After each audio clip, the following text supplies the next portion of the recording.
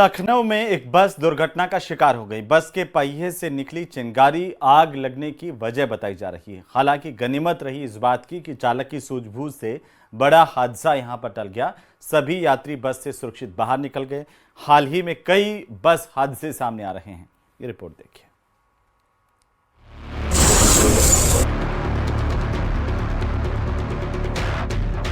बार बार लगातार बस में आग,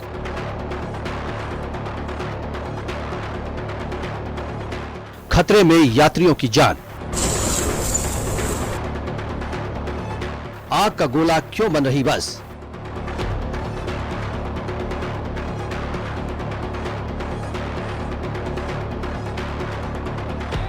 अक्टूबर के महीने में एक के बाद एक बस हादसों ने झकझोर कर रख दिया है। जैसलमेर, लखीमपुर खीरी, आंध्र प्रदेश के कुन्नूर के बाद अब लखनऊ में आग ने बस को अपनी चपेट में ले लिया।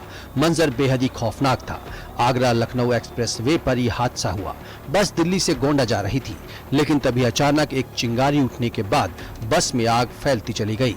हालांकि गनीमत रही कि हादसे में कोई हताहत नहीं हुआ।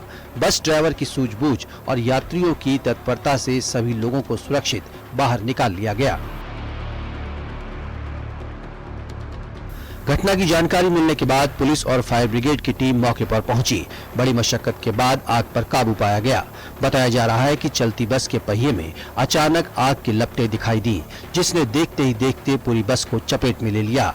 इसमें यात्रियों का पूरा सामान भी जल गया। हादसे के पीछे टेक्निकल फॉल्ट माना जा रहा है।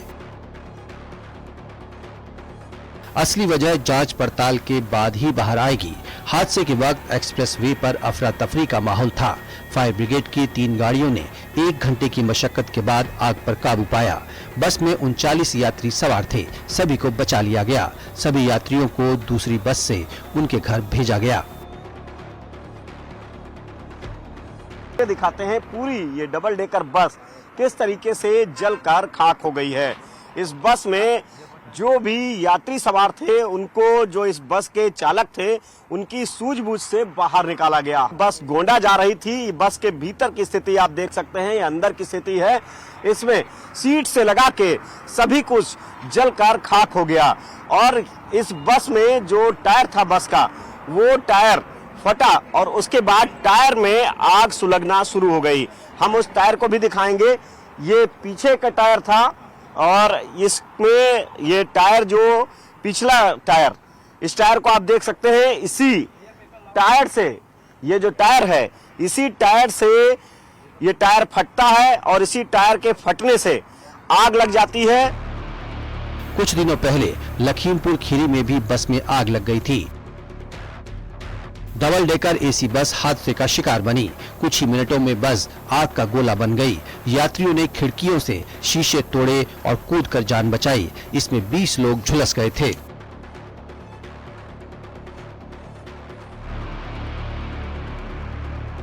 आंध्र प्रदेश के कुर्नूल में बस हादसे में 20 लोगों की जान चली गई थी, जब एक बाइक सड़क पर फिसल गई और वो बस के नीचे आ गई। बाइक के बस के नीचे आने के बाद आग दहक उठी और आग ने धीरे धीरे पूरी बस को अपनी आगोश में ले लिया। इस घटना से ठीक पहले का एक सीसीटीवी फुटेज भी सामने आया, जिसमें बाइक सवार पेट्रोल पंप पर ईंधन भरवाते हुए देखा गया। बाइक चलाने वाला शख्स उस पर काबू नहीं रख पा रहा था। बारिश के कारण फिसलन होने से बाइक फिसल गई और बड़ा हादसा हो गया। वहीं ये बात भी सामने आई थी कि बस में 234 स्मार्टफोन का पार्सल भी था। जब बस में आग लगी तो जोर के धमाके भी हुए। इसमें स्मार्टफोन की बैटरियां ब्लास्ट हो गईं। ज्यादा हादसों के पीछे लापरवाही बड़ी वजह बनती है। बस का इंटीरियर ऐसा होता है कि उसमें सीटें और सीलिंग फोम और रेक्सीन के बने होते हैं, जो आग को जल्दी पकड़ते हैं। इलेक्ट्रिक गड़बड़ी होने या शॉर्ट सर्किट जैसी स्थिति में छोटी सी चिंगारी भी बड़ी आग में बदल जाती है। बसों की मेंटेनेंस को लेकर भी सवाल हैं। करीब 2 हफ्ते पहले राजस्थान के जैसलमेर में बस भीषण हादसे का शिकार हो गई थी। इसमें 25 से ज्यादा लोगों की जान चली गई थी। यहां भी नियमों की धज्जियां उड़ाई गई थी। Bureau report, news 18, UP, Uttarakhand.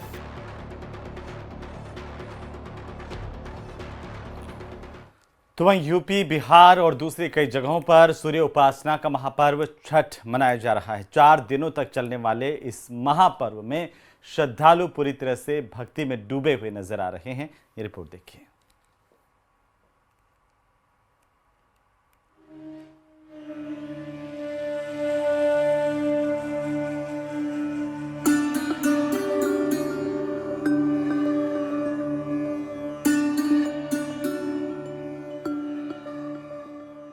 चार दिनों तक चलने वाला महापर्व न केवल धार्मिक आस्था बल्कि सामाजिक समरसता का भी प्रतीक है। इससे भी बढ़कर ये प्रकृति से जुड़ाव का संदेश देता है। छठ में व्रती अपने परिवार की सुख शांति और संतान की लंबी उम्र के लिए सूर्य देव और छठी मैया की पूजा करते हैं। यूपी से लेकर बिहार में छठ का पर्व बेहद ही सादगी और पवित्रता के साथ में मनाया जाता है। देवरिया में छठ घाटों पर इंतजाम किए गए हैं। घाटों की साफ सफाई हुई है। जिले के सभी बड़े छठ घाटों पर सीसीटीवी कैमरे लगाए जा रहे हैं। साथ ही लाइट के लिए भी पर्याप्त व्यवस्था की जा रही है। वहीं नदी और तालाब के किनारे बैरिकेडिंग भी की जा रही है। आपको तस्वीर दिखा रहा हूँ कि देखिए छठ व्रत करने वाली जो महिलाएं होती है यहीं से सामान लेती है और देखिए कई प्रकार के जो सीजनल फल है वो यहाँ पे लिए जा रहे हैं। पूर्वांचल का एक बहुत अहम त्योहार है और देवरिया का छठ तो वैसे भी विश्व प्रसिद्ध है, तो हमारा पूरा प्रयास रहेगा कि एक अच्छी सुविधा लोगों को दी जा सके। सभी घाटों पे साफ सफाई एवं सभी अन्य व्यवस्थाओं का, प्रकाश का, सभी व्यवस्थाओं का हम प्रबंध करा रहे हैं। साथ ही में बैरिकेडिंग, जिससे कहीं कोई सी व्यक्ति के चोट लगने की कोई इस तरह की वारदात ना हो, इस तरह की सभी हम व्यवस्थाएं करा रहे हैं। सोनभद्र में श्रद्धा और उत्साह का माहौल है। घाटों की सफाई के साथ साथ सजावट और सुरक्षा व्यवस्था को लेकर प्रशासन मुस्तैद है। घाटों की मरम्मत और लाइट व्यवस्था का काम लगभग पूरा हो गया और नगर पंचायतों ने साफ सफाई अभियान चलाकर छठ घाटों को साफ सुथरा बनाया। की आस्था है। हाँ। और क्या आपके सुन है कि मन्नत मांगने से पूरा होता है छठ मैया का। गाजियाबाद के हिंडन छठ घाट में तैयारियां पूरी कर ली गई। प्रशासन की तरफ से सुरक्षा और साफ सफाई के पुख्ता इंतजाम किए गए। श्रद्धालु घाटों पर वेदियां सजा चुके हैं। वहीं हिंडन नदी में पानी छोड़ा गया है, जिसमें व्रती महिलाएं सूर्यदेव की उपासना करेंगी। जो श्रद्धालु हैं, जो भक्त हैं, वो यहाँ पर माता की वेदी यहाँ बनाते हुए आपको नजर आ जाएंगे। सभी ने यहाँ वेदी बनानी शुरू कर दी है। बीते 2 से 3 दिन से यहाँ लगातार वेदियां बनाई जा रही थी। वहीं नगर निगम की अगर हम बात करें तो नगर निगम द्वारा यहाँ पर अस्थायी तौर पर ये टोटियां लगाई गई हैं कि जो व्रती महिलाएं होंगी या जो पुरुष होंगे वो यहाँ पर नहा सके। छठ के बरतिया के लो, पहले बार छठ के बरतिया के लो, भूल चूक करियो माफ छठी मैया, ये मांगेली आशीर्वाद। हमारी नगर निगम की प्रशासन की पूरी तैयारी है। बहुत भव्य रूप से आयोजन किया जाएगा। इसके अलावा लगभग 70 ऐसे छठ घाट है जो नगर निगम ने विभिन्न वार्डों में तैयार किए हैं। वहाँ की भी तैयारी बहुत जोरों शोरों से चल रही है, पूरी हो जाएगी। सेल्फी पॉइंट, स्वच्छता का विशेष ध्यान और रात भर सफाई होगी ताकि 28 की सुबह जब 6-7 बजे समापन हो तो इमीडिएट सफाई आपको दिखने लगे। मथुरा के कोयला घाट पर छठ महापर्व को लेकर नगर निगम ने साफ सफाई अभियान चलाया। मिट्टी को समतल किया ताकि घाट पर लोगों को बैठने में कोई असुविधा न हो। छठ के मौके पर बलिया के बाजारों में रौनक है, लेकिन फलों की कीमतें आसमान छू रही हैं। भीड़ भाड़ वाली जगहों पर पुलिस निगरानी कर रही है। खरना के बाद व्रती महिलाएं 36 घंटे का निर्जला व्रत रखती हैं। तीसरे दिन श्रद्धालु डूबते सूर्य को अर्घ अर्पित करते हैं, जबकि चौथे दिन उगते सूर्य को अर्घ देने के साथ में व्रत का समापन होता है। Bureau report, news 18। तो देश की सीमाओं पर अब स्वदेशी शक्ति भी पहरा दे रही है। बीएसएफ की K9 यूनिट में भारतीय नस्लों के स्वान, मुधोल और रामपुर हाउंड ने न सिर्फ अपनी जगह बनाई है बल्कि विदेशी नस्लों को पीछे छोड़ दिया है। प्रधानमंत्री नरेंद्र मोदी की वोकल फॉर लोकल की सोच अब सीमा सुरक्षा के हर मोर्चे पर दिख रही है। रिपोर्ट देखिए।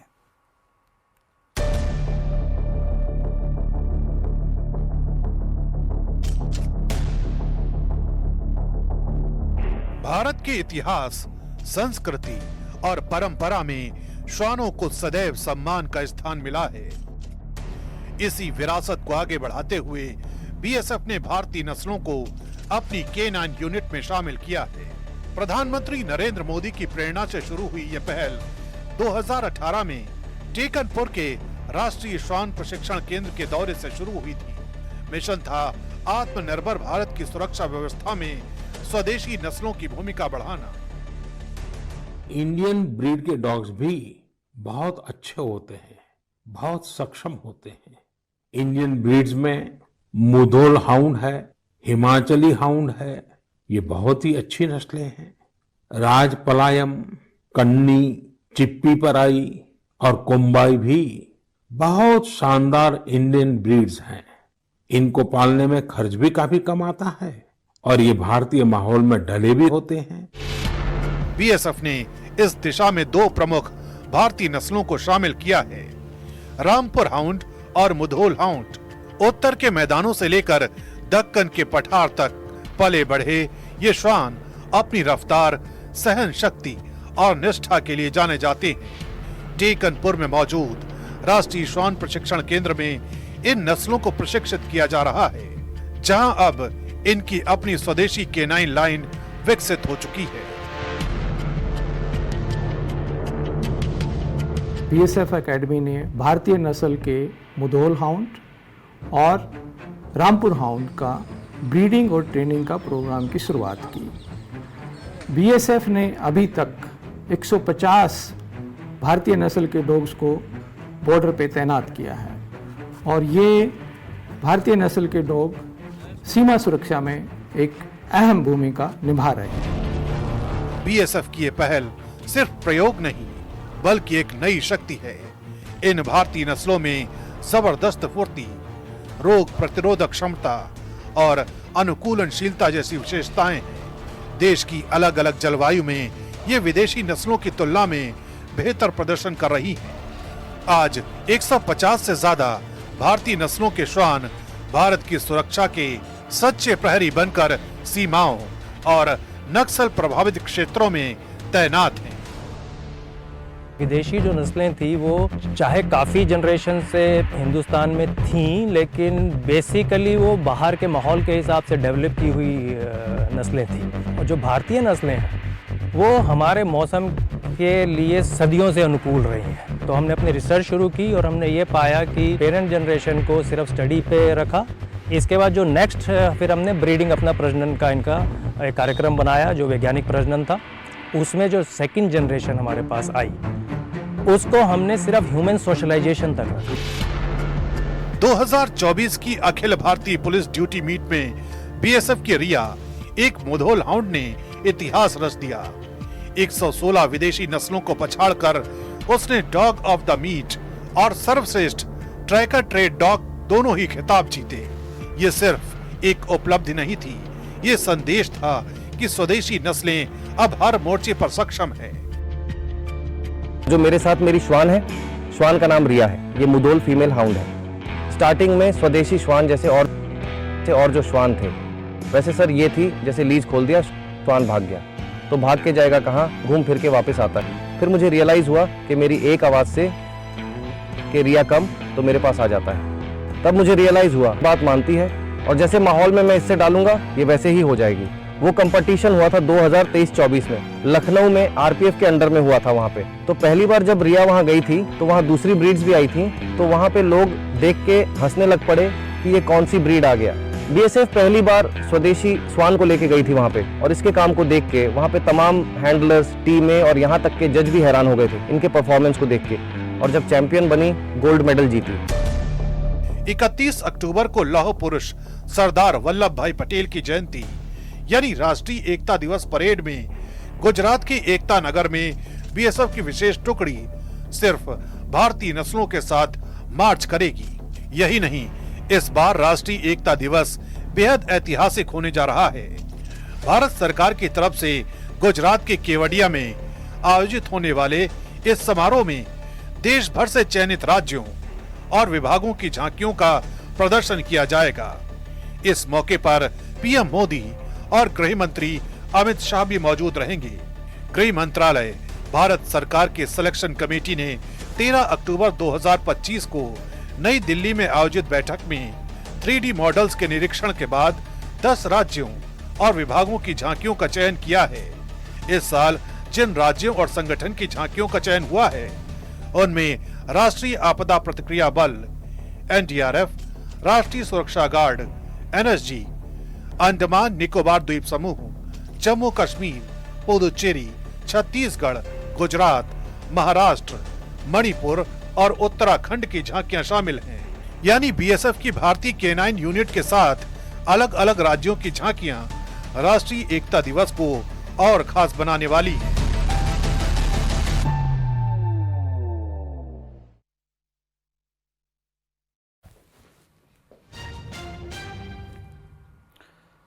तो वहीं उत्तर प्रदेश के मुरादाबाद में एक मदरसे पर नाबालिग छात्रा से वर्जिनिटी सर्टिफिकेट मांगने के मामले में विवाद बढ़ता ही जा रहा है। प्रशासन की तरफ से इस मामले की जांच भी तेज कर दी गई है। प्रशासन की टीम ने मदरसे के स्टाफ और बच्चों के बयान दर्ज किए हैं, जिसकी रिपोर्ट सामने आने के बाद चौंकाने वाले खुलासे हो सकते हैं।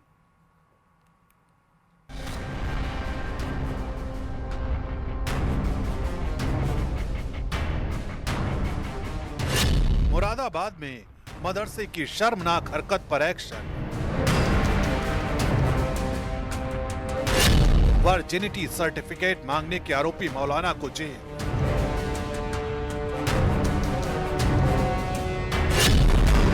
मदरसे के प्रिंसिपल फरार।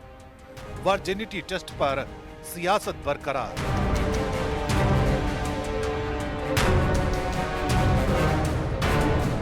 यूपी के मुरादाबाद में मदरसा जामिया एहसानुल बनात इस समय विवादों में है। आरोपों के मुताबिक यहां एडमिशन इंचार्ज ने 8वीं की छात्रा से वर्जिनिटी सर्टिफिकेट की डिमांड कर दी, जिसके बाद छात्रा और उसका पूरा परिवार सदमे में आ गया। इन आरोपों पर हड़कंप मच गया, जिसके बाद परिवार की शिकायत पर पुलिस ने आरोपी एडमिशन इंचार्ज मौलाना शाहजहां को गिरफ्तार कर लिया। इस बीच मदरसे की तरफ से सफाई भी सामने आई, जिसमें बताया गया कि ये आपसी विवाद का नतीजा है।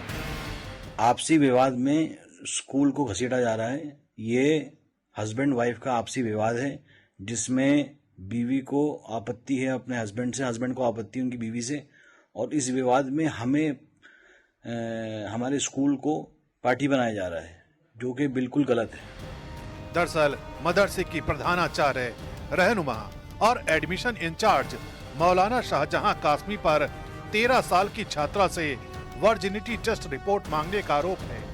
छात्रा के पिता जब बेटी का दोबारा एडमिशन कराने पहुंचे तो उनसे कहा गया कि मेडिकल रिपोर्ट नेगेटिव आने पर ही बच्ची का एडमिशन होगा। आरोप है कि विरोध करने पर 500 रुपए फीस लेकर टीसी जारी कर दी गई, जिसमें लिखा गया था कि मेडिकल टेस्ट न कराने पर ट्रांसफर सर्टिफिकेट दिया जा रहा है। मदरसे पर लगे इन आरोपों की जांच अब तेज हो गई है। तो वर्जिनिटी टेस्ट सर्टिफिकेट मांगने के आरोपों पर सियासत भी चालू है। समाजवादी पार्टी के पूर्व सांसद ST हसन ने मौलाना का बचाव करते हुए इसे पारिवारिक विवाद बताया, जबकि जिले के बीजेपी नेताओं ने कड़ी कार्रवाई की मांग की है। हकीकत यह है कि ये मियां बीवी का झगड़ा था। बीवी नहीं चाहती थी कि ये बच्ची अपने बाप के साथ जाए। जुमे की छुट्टी थी और वालिद ने आके इस बच्ची को यहाँ से ले गए।